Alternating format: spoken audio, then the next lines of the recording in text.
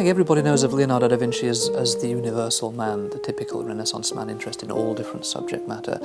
But I hope the anatomical drawings in their totality give people an understanding that Leonardo was not simply an artist who dabbled in the sciences, that his scientific pursuits were somehow a sort of bizarre or curious side issue, but that his scientific studies were central to his activity, and that the anatomical drawings in particular are of such quality and such sustained brilliance in some ways that Leonardo deserves to be thought of as one of the great scientists of the Renaissance, at least the equal of his status as a painter.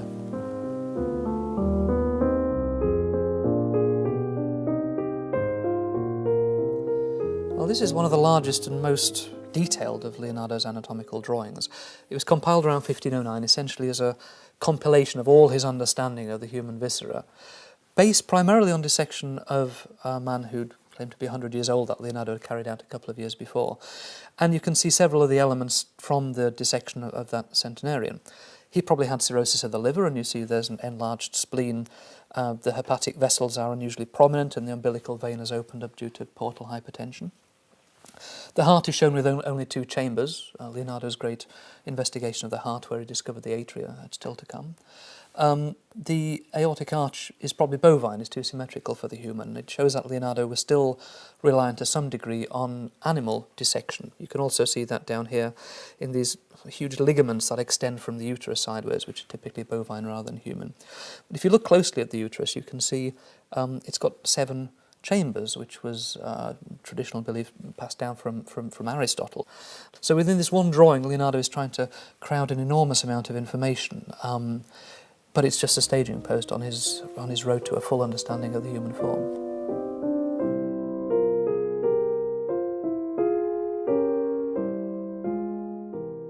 Throughout his career, Leonardo intended to publish his anatomical research as an illustrated treatise on human anatomy. But at his death in 1519, all his anatomical papers remained amongst his private studio possessions, and they were essentially lost from sight.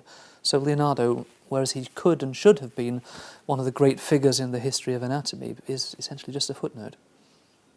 Around 1600, about 600 of Leonardo's surviving drawings were bound together in a single album, and by 1690 it was in the royal collection. We don't know how it came into the collection, there's no documents, but we think it was during the reign of Charles II.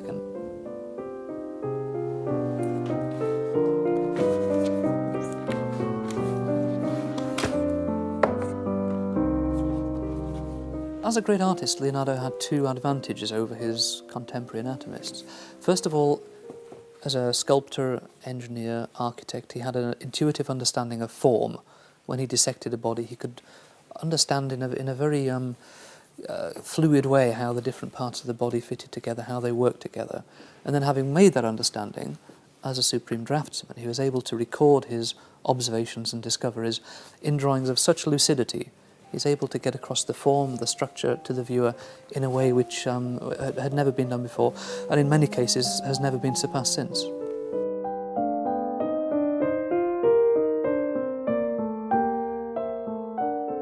This is one of the sheets of studies resulting from a campaign of dissection that Leonardo carried out in the winter of 1510, probably at the University of Pavia, just to the south of Milan, where he is reported as having collaborated with a young professor of anatomy there, Marcantonio della Torre. And the results can be seen on a page such as this, which is dense with detail. He studies the muscles of the shoulder and arm, the structure of the hand, and you see here the nerves and the arteries feeding into the hand. And here at the centre of the sheet, an amazingly sophisticated dissection of the muscles of the face. And this is very, very difficult to dissect, and Leonardo has got it almost perfectly correct there. You can identify every single muscle. Now the drawings are surrounded by this patchwork of notes. In these he's partly explaining the drawings on the page, but also setting himself further topics that he wanted to investigate. They're sheets done for Leonardo's own record. They're not intended for anybody else to see, and consequently he wrote in mirror image with the left hand from right to left with every word and letter in perfect mirror image throughout his life. It was simply easier for him, I think, as a left-hander. If we turn the sheet over, because this is a sheet from a notebook and Leonardo compiled drawings and notes on both sides, you can see Leonardo's most comprehensive study of the skeleton. He's treated it almost like an architectural drawing, with three elevations, mutually orthogonal angles, from the front, from the back, from the side. Leonardo's last, and in many ways his finest, campaign of anatomical investigation was into the structure of the heart. Working mainly with an ox's heart, he dissected it to an extraordinarily fine level of detail, and the sheet of studies you see here is an investigation of the functioning of the aortic valve. Now, Leonardo realised that at the root of the aorta was a slight swelling, a sort of chamber which we now call the sinus of Valsalva, and he wanted to investigate the function of this. So he injected molten wax into the aorta, and it set, and he could see this bulb shape when he dissected it away. And then he made a glass model around that wax cast, and he shows it in cross-section here. And then he could pump water with a suspension of grass seeds through his glass model and observe these vortices in the sinus immediately above the aortic valve.